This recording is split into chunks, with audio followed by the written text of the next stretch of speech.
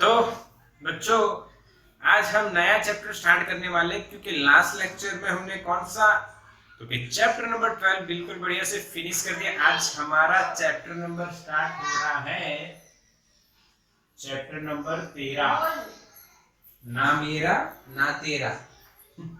Chapter number 13 जिसका नाम है बच्चों न्यूक्लियाई। हाँ, जिसका नाम क्या है बच्चों? न्यूक्लियाई। इससे पहले कौन सा चैप्टर पढ़े थे हम लोग? एटम्स। यानी हम लोग क्या कर रहे हैं, हम लोग ऑब्जेक्ट के अंदर आए, उसमें हमने एटम देखा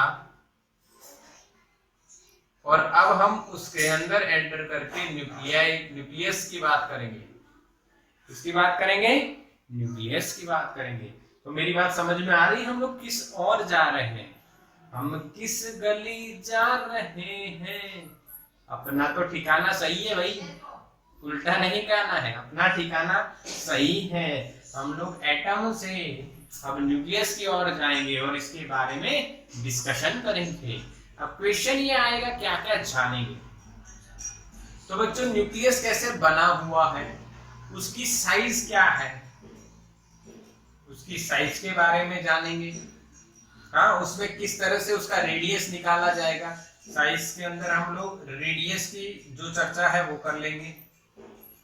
ठीक है, ये बातें हम करने वाले हैं। पहले यहाँ पे 0 नंबर पे हम लोग इंट्रो लेने वाले हैं, क्योंकि क्या क्या है, कैसे आया, क्या पढ़ना है, ये सारी बातें करेंगे। सेकंड में हम लोग आगे बात करेंगे तो मास एनर्जी की बात करेंगे। तो इसमें बच्चों मास और एनर्जी के बीच में क्या रिलेशन है और आइंस्टाइन ने क्या थ्योरी दी है, E = delta M C square, वो सारी बातें करेंगे। आगे फिर हम रेडिएशन में एंट्री कर लेंगे, तो जिसको हम रेडियो एक्टिविटी कहेंगे, जो आपने केमिस्ट्री में भी थोड़ी बहुत पढ़ ली होगी। अल्फा बीटा गामा रेडिएशन के बारे में भी बच्चों आप जानते होंगे। तो इस तरह से ये हमारी जर्नी आगे बढ़ती जाएगी। फिर nuclear reactor, fission and fusion processes और सन के बारे में भी लास्ट में थोड़ा बहुत हम पढ़ेंगे। यानी मोटा मोटा अगर आप निकाल लो इसमें से, तो हम लोग न्यूक्लियस के बारे में और उसके जो अलग अलग कंसेप्ट है उसकी हम जानकारी लेने वाले हैं बच्चों। तो क्लियर है? तो सबसे पहले हम बात करते हैं कि ये आया कैसे, कि कहां से ये न्यूक्लियस की जो है जानकारी हमें मिली बच्चों। तो जानकारी मिलने का जो सोर्स है वो रदरफोर्ड से आता है। रदरफोर्ड ने अपने 2 स्टूडेंट गाइगर एंड मार्सटन, इनसे एक्सपेरिमेंट करवाया। किसका एक्सपेरिमेंट करवाया? Gold foil. ये जो बच्चों गोल्ड फॉइल एक्सपेरिमेंट था, उसके एनालिसिस पे रदरफोर्ड ने क्या कहा? रदरफोर्ड ने 2 एनालिसिस किए। कितने एनालिसिस किए थे? 2 ऑब्जर्वेशन किए। किन्होंने? गाइगर मार्सटन ने। फिर उसका यानी एक्सप्लेनेशन दिया रदरफोर्ड ने। पहला जो बच्चों एक्सप्लेनेशन था, क्योंकि वो ये था बच्चों atom is hollow.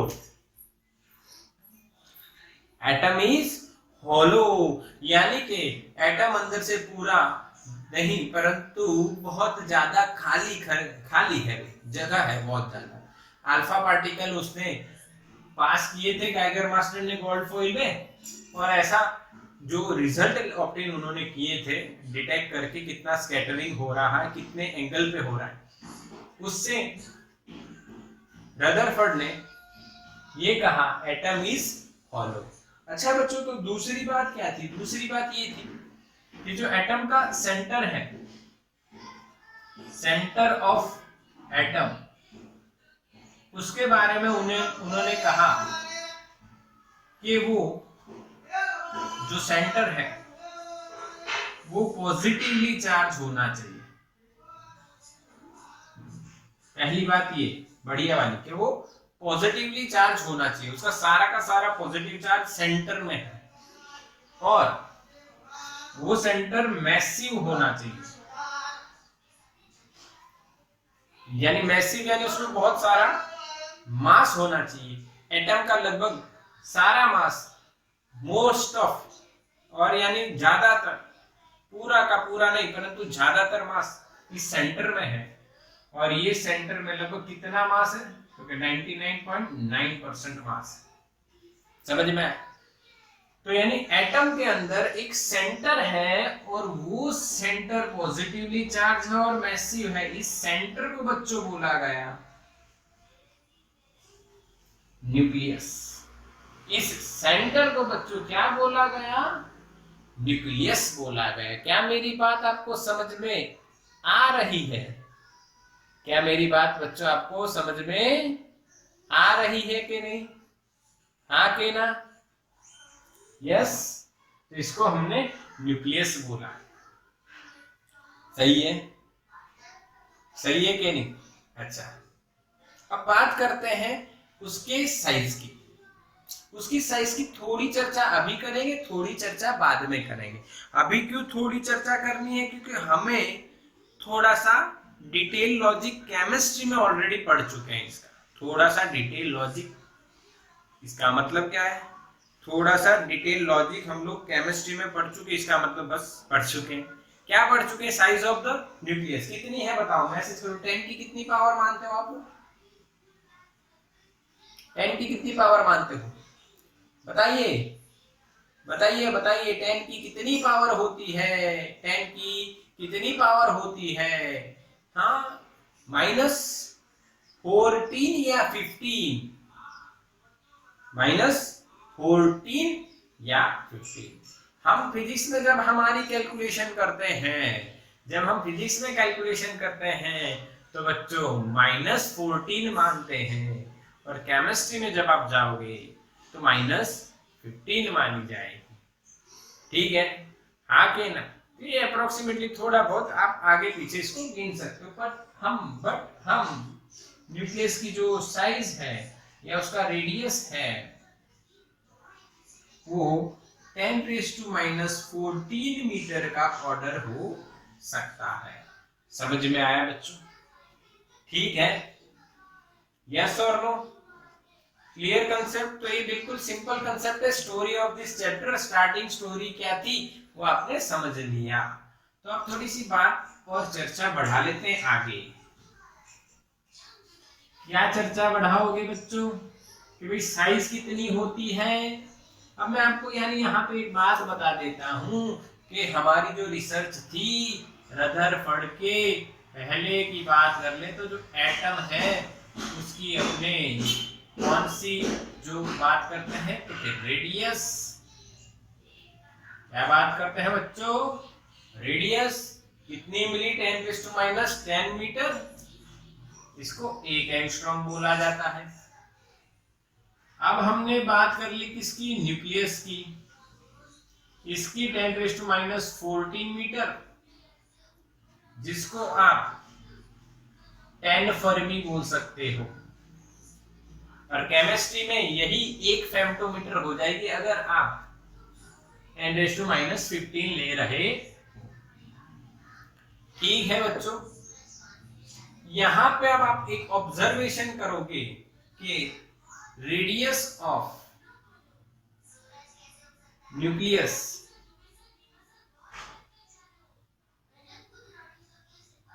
Is equal to into radius of atom. तो बताओ यहां पे क्या आएगा? 10 की कितनी पावर आएगी? बताओ 10 की कितनी पावर आएगी? मैसेज करो बच्चों। आंसर आया 10⁻⁻4। अगर मैं ऐसे लिखता radius of atom is equal to radius of nucleus, तो आप कहोगे कि 10⁻⁴ प्लस 4 कर दो। ये बातें आपको पता है, ये आपको पता है कि क्या किया आपने इसमें। तो radius of nucleus upon radius of atom किया, तो न्यूक्लियस अपॉन एटम करोगे 10⁻⁻14 अपॉन 10⁻10 -10, ऊपर गया तो -14 + 10, तो आंसर विल बी -4। इसका उल्टा करोगे तो +4। अब बच्चों हम क्या बात कर रहे थे और क्या बात करेंगे? अब देखो यहाँ पे एक और बात। अब मैं आपको पूछ रहा हूं, अगर आप वॉल्यूम निकाल रहे हो किसी स्फेरिकल शेप का, तो वो कितना लिखते हो बच्चों आप? 4/3 पाई आर क्यूब, यस और नो? क्या लिखते हैं हम लोग बच्चों? 4/3 पाई आर क्यूब। तो आप मुझे बताइए, यहां पे ध्यान से देखना, मैं क्या पूछ रहा हूं? Volume of atom is equals to 10 to the some power volume of nucleus. क्या बच्चों 10 की कितनी पावर होगी? कैलकुलेट करके बताइए, मैसेज कीजिए, लाइव क्लास चल रहा है।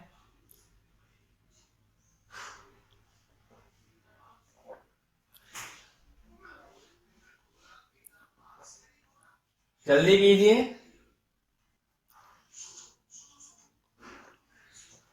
ताहा का आंसर आ गया।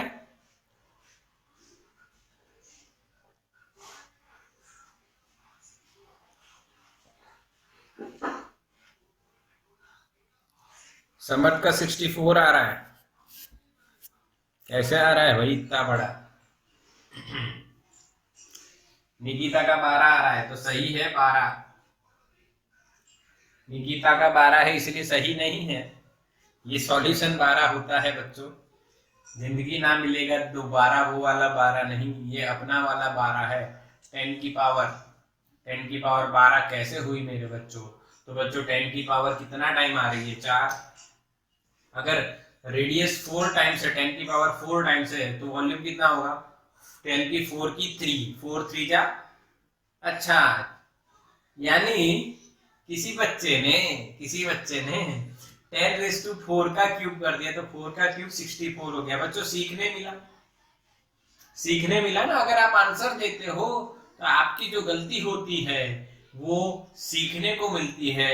इसीलिए ज्यादा से ज्यादा टेस्ट देने से, प्रैक्टिस करने से आपकी गलतियां आपको दिखाई देने लग जाएंगी और एग्जाम के बजाय वो प्रैक्टिस में ही हो जाएंगी। तो जब आप एग्जाम दोगे तब वो एरर्स 0 हो जाएंगे और आपका रिजल्ट बहुत बढ़िया बनेगा। तो क्या बच्चों इसको आपको स्क्रीनशॉट निकालना चाहिए, हाँ कि ना? यस और नो? तो स्क्रीनशॉट निकाल लो फटाक से। हम लोग आगे बात कर लेते हैं, थोड़ी बहुत बच्चों स्क्रीनशॉट निकाल लो। यस। तो ये बढ़िया सी डिस्कशन, छोटी सी, अच्छी सी, सुंदर सी, प्यारी सी। अब आगे कोई सॉन्ग नहीं गाऊंगा। इतना ही सिखाना था मुझे, यही आता था मुझे, आपको सीखना था, मैंने सिखाया। अब हम बात करते हैं, कुछ पुरानी यादें ताजा करते हैं 11th स्टैंडर्ड की केमिस्ट्री की। क्योंकि आपने जब केमिस्ट्री स्टार्ट किया होगा तो आपको कुछ इंफॉर्मेशन दी गई होगी मेरे बच्चों एलिमेंट्स के बारे में।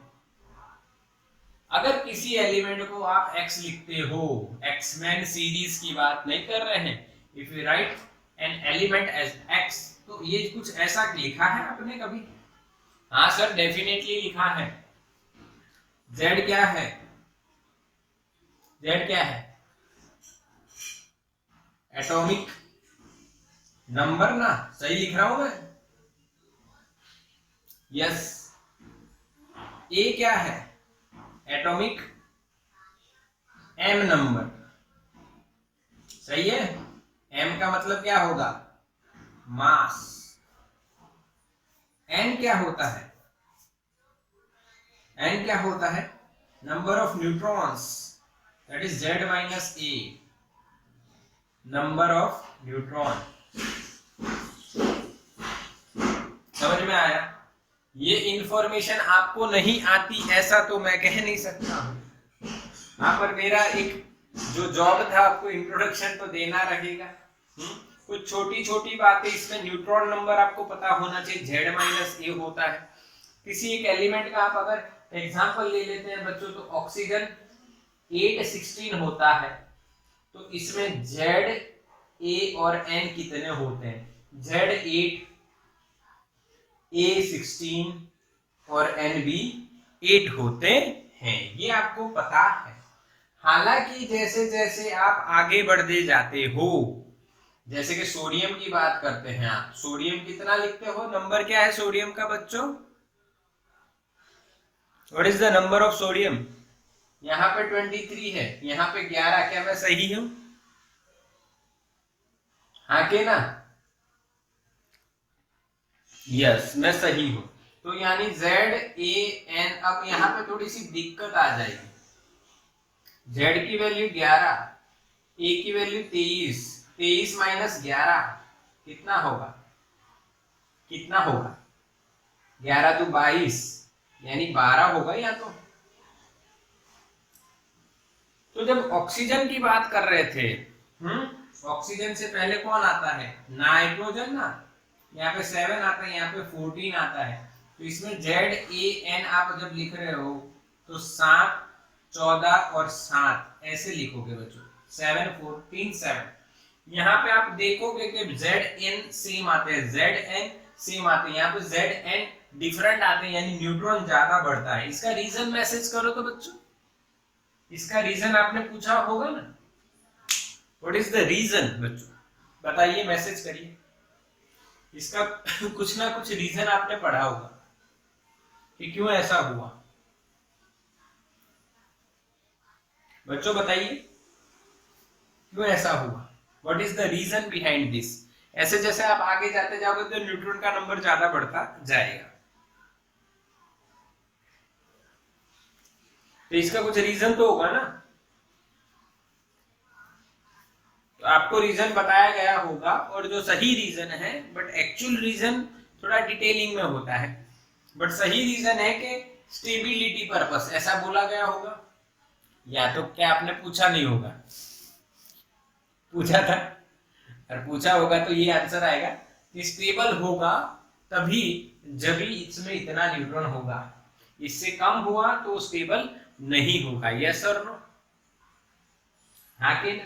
फॉर स्टेबिलिटी ये लॉजिक चलता है, और भारे जो होते जाएंगे उसमें न्यूट्रॉन ज्यादा बढ़ता है, प्रोटॉन के जो प्रोटॉन का जो रेशियो है बढ़ने का, उससे ज्यादा किसका हो जाता है? न्यूट्रॉन का। Yes, this is for stability. अब इसकी स्टेबिलिटी का मतलब कैसे, तो मैं आपको एक एग्जांपल देके ये बता देता हूं बच्चों। देखो सोडियम 11, तो 10 नंबर पे कौन है? बोरॉन। यहीं का एक एग्जांपल लेते हैं, देखो समझना है। ऑक्सीजन के बाद कौन आता है, यानी एक ऑर्डर फॉलो करते हैं जहां पे ऐसा नहीं होता है। देखो ध्यान से समझना है, ध्यान से समझना है कि मैं ऑक्सीजन की बात करता हूं और यहां पे मैं सोडियम की बात करता हूं। ध्यान से समझना है बच्चों, आपको कंसेप्ट बता रहा हूं क्यों ऐसा होता है। तो बच्चों यहां पे अंदर ऑक्सीजन और यहाँ पे सोडियम है, अंदर आपको देखने को मिलेंगे कितने प्रोटॉन? 8 प्रोटॉन, और यहाँ पे 8 न्यूट्रॉन। यहाँ पे आपको 11 प्रोटॉन है और 12 न्यूट्रॉन है, यानी दोनों का रेशियो यहाँ पे सेम नहीं है। अब इसका कंसेप्ट ये है कि जैसे नंबर ऑफ प्रोटॉन बढ़ते जाते हैं तो प्रोटॉन और प्रोटॉन के बीच में अट्रैक्शन, सॉरी रिपल्जन फोर्स, कौन सा फोर्स बच्चों? रिपल्जन फोर्स बढ़ता जाता है, रिपल्जन होता है। तो आप कहोगे सर इसी तरह से अट्रैक्टिव फोर्स भी तो बढ़ेगा ना। वो कौन सा है बच्चों? स्ट्रॉन्ग फोर्स, स्ट्रॉन्ग न्यूक्लियर, जो अट्रैक्टिव टाइप का होगा और वो बढ़ेगा। बट बच्चों इसमें क्या होता है कि जो रिपल्सिव फोर्स है ये लॉन्ग रेंज है, जो स्ट्रॉन्ग न्यूक्लियर फोर्स है वो शॉर्ट रेंज है, यानी अंदर आता हुआ प्रोटॉन जो है वो सभी प्रोटॉन के साथ रिपल्सिव फोर्स लगाएगा, बट जो स्ट्रॉन्ग फोर्स है वो शॉर्ट रेंज है, यानी सभी प्रोटॉन या न्यूट्रॉन के साथ वो फोर्स नहीं लग पाएगा। यानी प्रोटॉन की संख्या बढ़ने से ये रिपल्सिव फोर्स ज्यादा बढ़ जाता है। तो अब अगर रिपल्सिव फोर्स ज्यादा है तो न्यूक्लियस फूट जाएगा, अब न्यूक्लियस न फूटे उसके लिए बच्चों हमें एट्रैक्टिव फोर्स बढ़ाना पड़ेगा। ये स्ट्रॉन्ग एट्रैक्टिव फोर्स किसके बीच में लगता है? तो प्रोटॉन प्रोटॉन के और न्यूट्रॉन न्यूट्रॉन के और प्रोटॉन न्यूट्रॉन के। यानी अगर आपको एट्रैक्टिव फोर्स स्ट्रॉन्ग फोर्स बढ़ाना है तो you have to increase proton और न्यूट्रॉन। तो बताओ आप कौन सी चीज को इंक्रीज करना चाहोगे? मैसेज करो, आप प्रोटॉन को इंक्रीज करना चाहोगे या न्यूट्रॉन को? For stability of the nucleus किसको इंप्रूव करोगे? तो डेफिनेटली हमारा आंसर है न्यूट्रॉन। क्यों? अगर आपने प्रोटॉन को इंक्रीज किया for the increase in strong nuclear force, तो प्रोटॉन इंक्रीज करने से ये फोर्स भी बढ़ जाएगा। इसीलिए बच्चों स्टेबिलिटी ऑफ द न्यूक्लियस के लिए हम देखते हैं कि न्यूट्रॉन प्रोटॉन से ज्यादा बढ़ने लगते हैं। उसका रीजन ये है कि repulsive force between proton and proton is long range, यानी सभी न्यूक्लियस के जो न्यूक्लियस होंगे अंदर सभी उनके बीच में लगेगा, बट ये शॉर्ट रेंज होता है। इसीलिए न्यूट्रॉन की संख्या ज्यादा बढ़ जाती है बैलेंस करने के लिए और उसको स्टेबल करने के। ठीक है बच्चों, तो ये इंफॉर्मेशन आपको दी गई है जो आपको आती ही है। अब आपको डिटेल में समझा दी मैंने, इसमें कोई आपको डाउट नहीं है? बोलो कोई डाउट है? हाँ, जेड ए वगैरह आपको आते हैं। चलो इसके बाद आपको पता है बच्चों, आप ये पढ़ चुके हो आइसोटॉप्स, आइसोबार्स, आइसोटॉन्स, आइसोमर्स। क्या बच्चों ये समझे हो?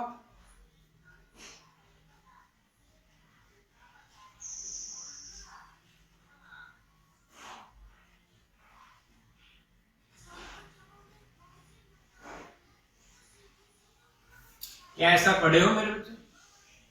यस और नो? क्या आपने ये पढ़ा हुआ है ऐसा कुछ?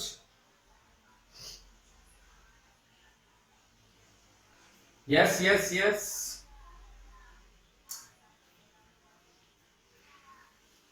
ओके, तो यहां पे मैं लिखता हूं जेड, यहां पे लिखता हूं ए, यहां पे लिखता हूं एन।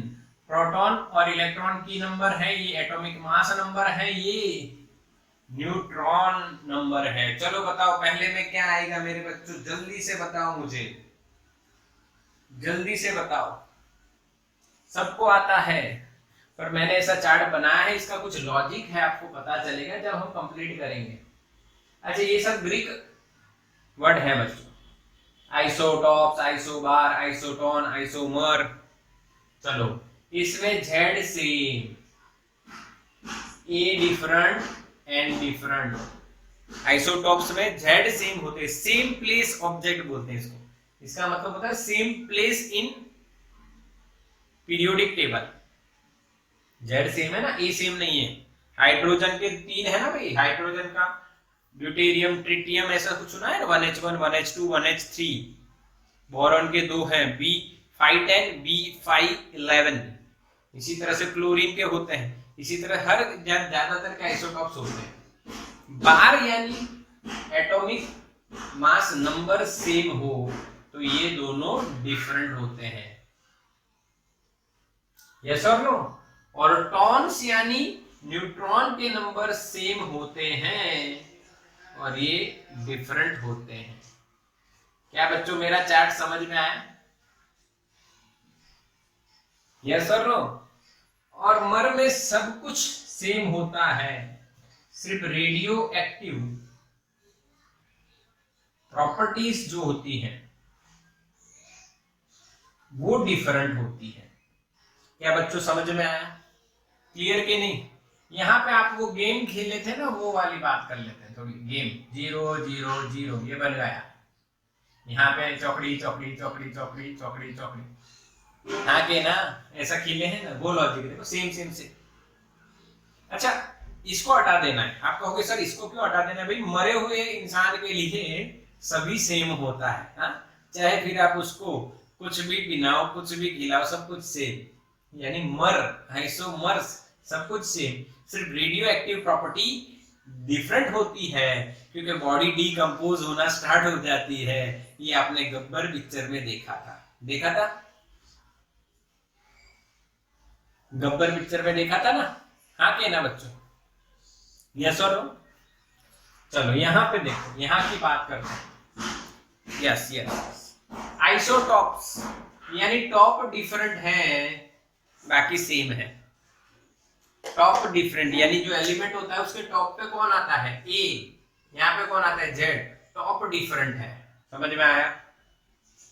जेड सेम है। आइसोबार, बार यानी भार, क्या याद रखो? आइसोबार यानी भार, यानी भार सेम है। टोन, न्यूट्रॉन, न्यूट्रॉन, टोन यानी न्यूट्रॉन सेम है, बाकी जेड और ए डिफरेंट है। बोलो समझ में आया बच्चों? पूरा का पूरा चार्ट स्क्रीनशॉट लो, फटाफट आगे बढ़ते हैं।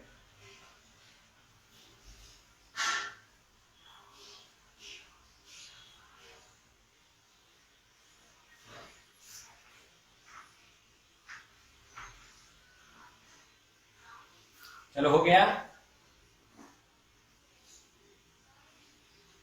Done done done done done.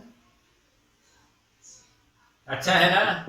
Game देखो, गेम खिला दी मैंने आपको, अच्छा से आपको आ गया होगा, स्क्रीनशॉट आपने ले लिया होगा, गेम आपने खेली होगी।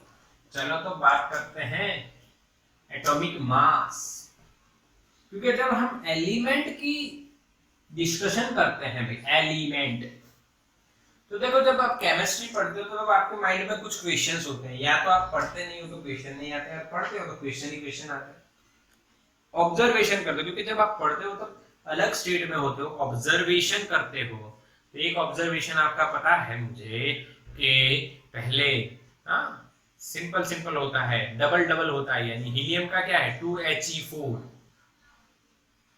लिथियम का क्या है 3 लिथियम 6, ऐसे डबल डबल होता तो कितना इजी होता। हाँ कि ना? बोलो हाँ कि ना? फिर हमने थोड़ा बहुत याद रखने का ट्राई किया, चलो थोड़ा बहुत समझ लेते हैं, 10 तक हमने समझ लिया, 11 तक सोडियम वगैरह की बात कर ली। फिर आया क्लोरीन, यानी क्लोरीन अपना एक अलग ही स्टेट लेके आता है। क्यों? क्योंकि क्लोरीन में जो उसका एटॉमिक मास होता है वो बच्चों कितना होता है पता है आपको? 35.4647 और वी कैन से 5। यस और नो? ऐसा होता है, हमें ऐसा पढ़ा हुआ है, हमने बच्चों ऐसा पढ़ा हुआ है कि भाई इतना कुछ इस तरह से समझ में आया तो सही। यहाँ 35.49, 46, 47 या 5 अप्रोक्सीमेटली 35.5, ऐसे आप पढ़े हुए हो बच्चों। तो अभी क्वेश्चन ये आता है कि ऐसा क्यों, ऐसा क्यों, क्यों ये सारे मास अलग अलग, क्यों वो एटॉमिक नंबर के हिसाब से सेम, जैसे ऊपर चल रहा है वैसे ही चलते तो कितना इजी हो जाता है। हाँ, सब टीचर्स ने शॉर्टकट बनाए हुए हैं अलग अलग अलग, तो कितना इजी हो जाता है। ये जेड आपको पता होता, ऊपर वाला डबल कर देते, खत्म। हाँ, ऐसा कुछ होता तो, पर ऐसा नहीं है। उसका रीजन क्या है? तो बच्चों एटॉमिक मास जो होता है उसका कैलकुलेशन कैसे होता है वो मैं आपको बता देता हूं। एटॉमिक मास कैसे कैलकुलेट किया जाता है और किस तरह से वो बनता है। तो देखो, हम लोग कोई भी एक एटम लेते हैं और कोई एक एलिमेंट की बात करते हैं, कोई भी एक, यानी मान लीजिए आप एग्जांपल के तौर पे बोरॉन की बात कर लिए, 510 होता है एंड उसका दूसरा 511 होता है, दो आइसोटोप है। तो उसका एक आइसोटोप होता है 1, दूसरा आइसोटोप होता है, एग्जांपल में हम बोरोन की बात करते हैं, बोरोन 1 आइसोटोप होता है जो B510 होता है, दूसरा होता है वो B511 होता है। दो आइसोटोप है, ठीक है बच्चों, दो आइसोटोप है। अब ध्यान से समझना, इसका मास होगा, मान लीजिए इसका मास है M1 और इसका मास है बच्चों M2, ठीक है? यस और नो? एक का बच्चों मास है M1, दूसरे का मास M2। जब बोरोन बना होगा, बोरोन जब बनता है बच्चों, तब ये और ये दोनों मिलके बनते हैं।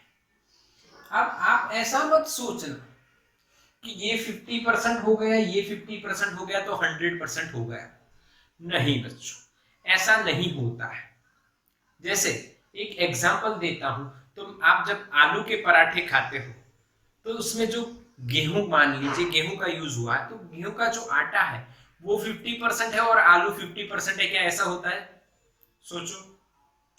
नहीं, कौन ज्यादा होता है, आटा या आलू? वो तो डालने वाले पे भी डिपेंड करता है, किसी को आलू ज्यादा पसंद है वो ज्यादा डाल दिया, किसी को कम पसंद है कम डाल दिया।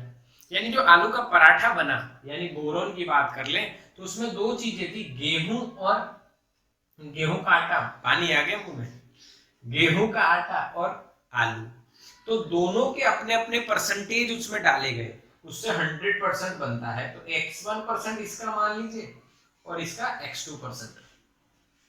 समझ में आया कि नहीं? यस और नो? तो यहां पे अब मैं लिख रहा हूं बच्चों, मास ऑफ एटम और boron atom, capital M is equal to M1 का x% हुआ प्लस M2 का x2% हुआ। This is the final equation of the mass. समझ में आया बच्चों? अगर हम लोग परसेंटेज निकाल देते हैं तो नीचे हमें इसमें भी 100, इसमें भी 100, एलसीएम लोगे तो 100 इस तरह से आपको आंसर मिल जाएगा। बोलो समझ में आया? हाँ कि ना? मैसेज करो फास्ट। दिख रहा है ना? अच्छा, तो बच्चों आपको ये बिल्कुल समझ में आ गया। अब एक और क्वेश्चन हो सकता है कि सर 3 आइसोटॉप हो, तो कुछ भी नहीं बच्चों, m1 x1 plus m2 x2 plus m3 x3 बढ़ जाएगा, बाकी कुछ होगा नहीं। बोलो समझ में आया बच्चों? हाँ कि ना? क्लियर है ना? अच्छा चलो, पूरा आपको ये समझ में आ गया। अब एक और क्वेश्चन होता है आपको मन में कि सर जब हम केमिस्ट्री में पढ़ रहे थे तब जिसका यूनिट आता है वो कुछ अलग आता है, केजी में नहीं आता है। मास आप बात कर रहे हो तो केजी बोलिए, पर केजी नहीं आता है, कुछ और आता है। और वो और आपको पता है क्या है? AMU, जिसका मतलब है एटॉमिक मास यूनिट, और दूसरा उसको बोलते हैं बच्चों U, यानी यूनिफाइड मास।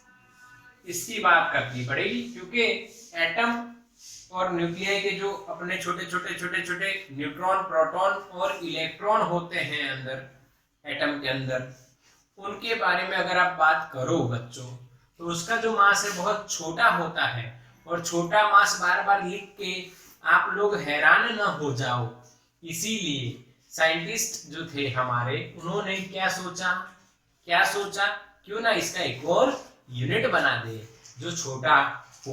तो ये बनाया गया। तो आपको पता है जैसे 11th में आप पढ़े हो कि एक AMU जो होता है बच्चों, वो मास ऑफ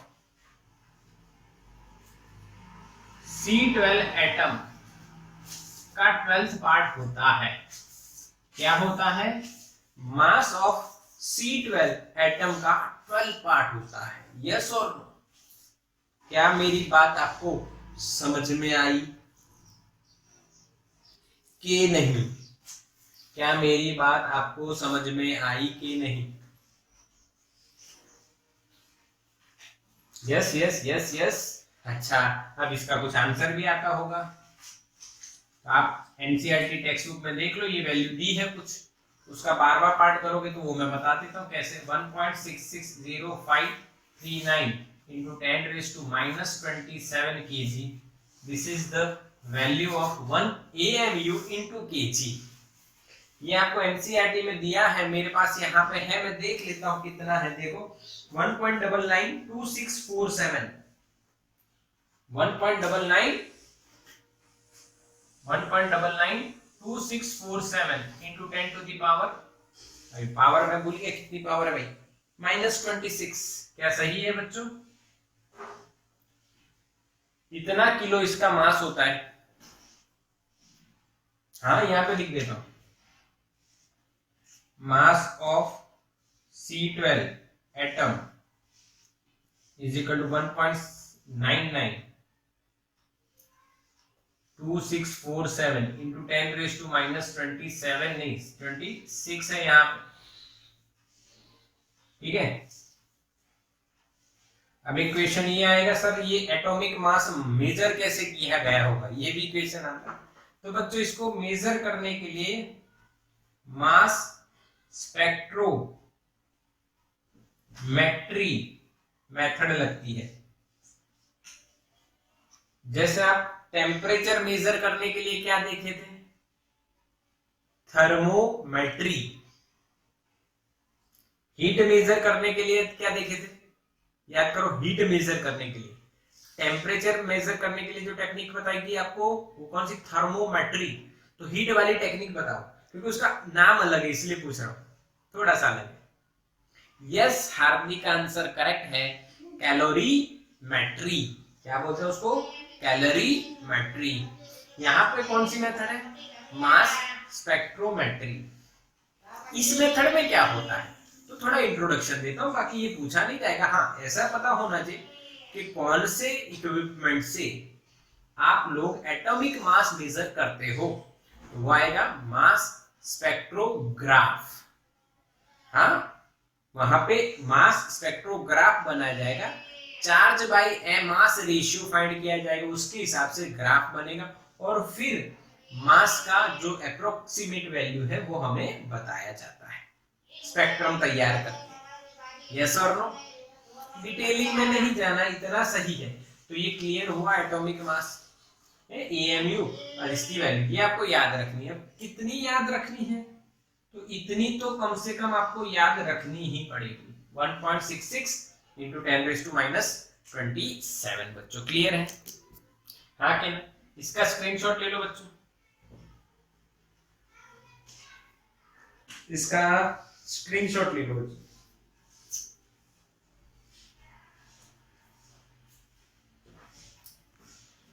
डन, यस और नो। अच्छा अब हम क्या करते हैं, अब हम करते हैं क्लोरीन की बात। जो टेक्निक यहाँ पे हमने देखी वही टेक्निक हम अप्लाई करेंगे, और क्लोरीन का मास जो होता है वो 35.5 या 46 या 0.47 क्या आता है वो देख लेते हैं। तो यहाँ पे हम लोग एलिमेंट ले रहे हैं, हम लोग क्लोरीन, उसके दो आइसोटॉप होते हैं, कितने होते हैं, दो। अब एक होता है 1734, क्या क्लोरीन का 17 ही नंबर होता है, हाँ के ना, 17 पे खतरा।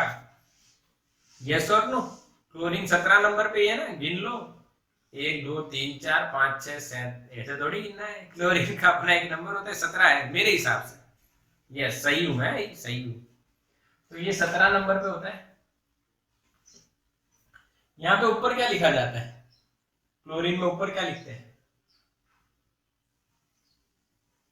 कुछ तो लिखते होंगे ना, ऊपर क्या वैल्यू लिखते हैं, 17 के बाद 34 है, 35.37। अच्छा यानी दो आइसोटॉप बोल रहे हैं, 35 37। ओके, क्लोरीन यहाँ पे 17, यहाँ पे क्लोरीन 17 है, यानी मुझे पता नहीं है इसलिए मैं इसको, अच्छा चलो लिख देता हूँ, क्लोरीन 35, तो यहाँ पे 37। सही है भाई, 35 37। एक बार क्रॉस चेक कर लेना अंदर केमिस्ट्री में, फिर गलती हो जाए तो कहना सर ने गलत पढ़ा दिया है, तो सर को नहीं आता है। ऐसा नहीं बच्चों, मैंने ये रिसर्च नहीं की है, क्योंकि एनसीईआरटी में हमें दिया नहीं जाता है, तो हम इसमें थोड़ा सा लेजी हो जाते हैं। पर आपको पता होना चाहिए कि ये दो आइसोटॉप होते हैं। इसका जो मास है बच्चों वो लगभग 30.4 है ना, 98 U यूनिफाइड मास, और इसका मास होता है 36.98 U। ये दो मास सही है, एनसीईआरटी में आप चेक कर लो। चलो चलो चेक कर। सही है, एक बार देखो जल्दी से, सही है, फिर गलत हो जाएगा तो वैसे गलत पढ़ा रहे हो। ये सही है, हाँ सही है, सही है, यस करेक्ट है। इसका परसेंटेज भाई 74 पॉइंट, सॉरी 75 पॉइंट समथिंग 6 के 4 है, उतना ही इसका होगा, पर 100 में से निकाल दीजिए इसका परसेंटेज। सही है, ये इसका 24.4 हो जाएगा, या 24.6 है तो ये 4 हो जाएगा। सही है ना, मैं क्या कह रहा हूं, मेरी बात समझ रहे हो आप? ये आपको याद रखना है कि इसका परसेंटेज 75.4 है, तो ये 4 है तो ये 6 हो जाएगा, यानी 100 में से सब्ट्रैक्ट करोगे आपको मिल जाएगा। यहाँ पे ऐसा भी लिख सकते हो, 100 माइनस x1 परसेंटेज, 100 में से निकालो, ये मिल जाएगा। अब यानी आप मास ऑफ क्लोरीन एटम निकालना चाहो तो m1 कितना है, तो 34.98, x1 कितना है तो 75.4%, प्लस ये है 36.98 इंटू 24.6, ये रहा ना 24.6 अपॉन 100। जब इसको हम सॉल्व करेंगे तो 35.47, एनसीईआरटी ने हमें ये आंसर दिया गया है। तो मास ऑफ क्लोरीन एटम इस तरह से मिलेगा। बोलो आया कि नहीं बच्चों, समझ में आया? यस बिल्कुल, आगे ना, क्लियर है ना? ये टेक्निक, ये इक्वेशन चलेगा। फिर आप कोई भी एग्जांपल ले लो, बोरोन ले लो और कोई ले लो, सब पे यही इक्वेशन लगने वाला है बच्चों। क्या समझ में आ रही है मेरी बात? तो इसका आप स्क्रीनशॉट ले लीजिए बस जल्दी से। चलो आगे चलते हैं।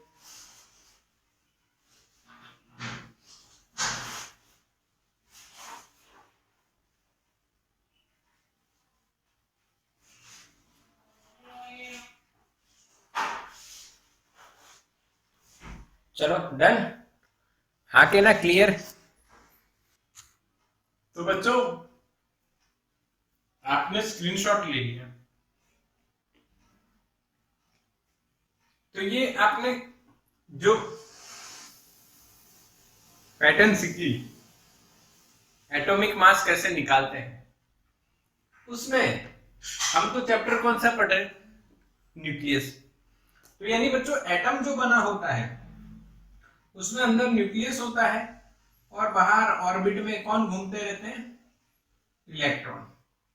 तो अगर आपको मास ऑफ न्यूक्लियस निकालना है तो मास ऑफ एटम में से मास ऑफ इलेक्ट्रॉन निकालना रहेगा। क्या मेरी बात समझे आप लोग? If you want to find out mass of a nucleus, then you have to subtract mass of electron from the mass of atom. जो ये आया इसमें से इलेक्ट्रॉन का मास निकाल दो। अब बात ये आती है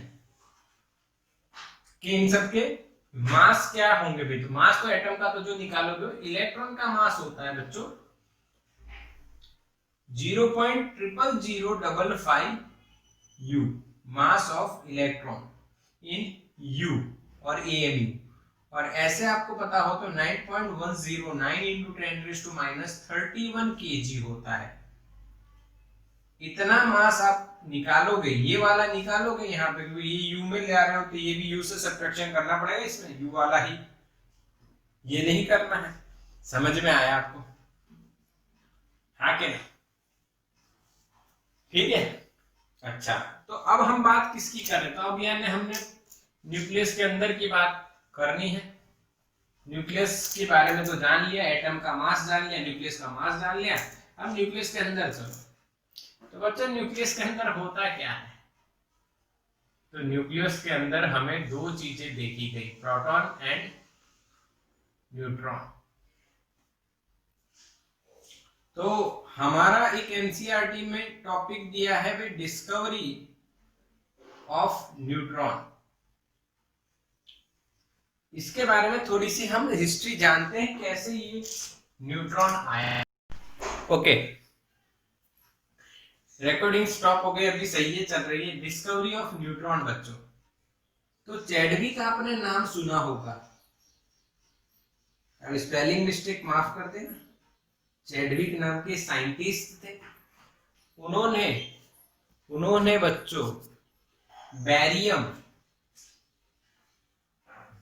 बैरियम पे जब अल्फा पार्टिकल इंसिडेंट करवाइए, बैरियम पे जब अल्फा पार्टिकल इंसिडेंट कराए या किए तो उनको एक रे मिला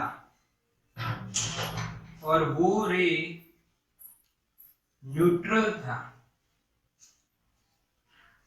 यानी ये क्या है, न्यूक्लियस पे कौन सा अल्फा पार्टिकल आया और एक रे एमिट हुआ जो न्यूट्रल था। यानी कि ये बात क्या हुई भाई कि भाई जब अल्फा पार्टिकल पे बेरियम के न्यूक्लियस पे एक पॉजिटिव पार्टिकल आ रहा है जिसका चार्ज +2 ही है, अंदर हमें प्रोटॉन पता है जिसका चार्ज +Z होता है, तो प्लस है, तो यहां से न्यूट्रल यानी चार्जलेस रे कैसे निकल रहा है। एक अच्छा क्वेश्चन डेवलप हो गया। हाँ के ना बच्चों, समझ में आएगा? हाँ के ना?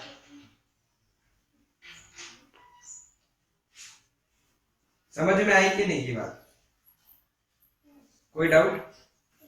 हाँ के ना? चैडविक का एक्सपेरिमेंट समझ में आया आप लोगों को?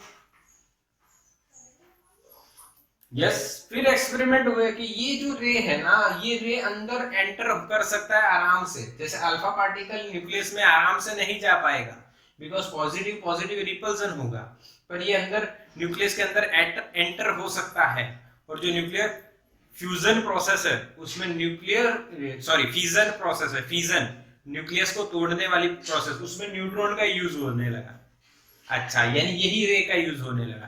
तो ये जो रे है जो चार्जलेस है बच्चों, उसी को बोला गया न्यूट्रॉन। क्या बोला गया? न्यूट्रॉन। समझ में आया? समझ में आया कि नहीं? क्लियरिटी बनी भाई? हाँ, जो हल्के एलिमेंट होते हैं उसमें जितने प्रोटॉन होंगे उतने ही न्यूट्रॉन होते हैं, और जो भारे एलिमेंट होते हैं उनमें न्यूट्रॉन का नंबर ज्यादा होता है। और ये जो न्यूट्रॉन है बच्चों, ये चार्जलेस होता है। समझ में आया? अच्छा, तो एक और बात आपको याद रख लेनी कि मास ऑफ न्यूट्रॉन बच्चों 1.00866 U। एक क्वेश्चन ये आता है कि हमें 3 पार्टिकल जानते हैं सब, न्यूट्रॉन, प्रोटॉन और इलेक्ट्रॉन। तो आपने न्यूट्रॉन का मास बताया तो प्रोटॉन का भी बता देते हैं 1.00723 U, और इलेक्ट्रॉन का तो अभी बताया था 1.00055 U। तो सबसे भारी भरकम कौन है? न्यूट्रॉन, उसके बाद प्रोटॉन और उसके बाद इलेक्ट्रॉन। हालांकि इन दोनों के मास को आप अप्रोक्सीमेटली सेम मान सकते हो, प्रोटॉन और न्यूट्रॉन। बोलो समझ में आया बच्चों? क्लियर हुआ कि नहीं? क्या इसमें कोई डाउट है? डिस्कवरी ऑफ न्यूट्रॉन आप रीड कीजिए, अगर कहीं पे कोई डाउट आता है तो मुझे पूछ लीजिए। बाकी इतना ज्यादा आपको डिटेल थिंकिंग की कोई जरूरत नहीं है। इसका स्क्रीनशॉट ले लो बच्चों।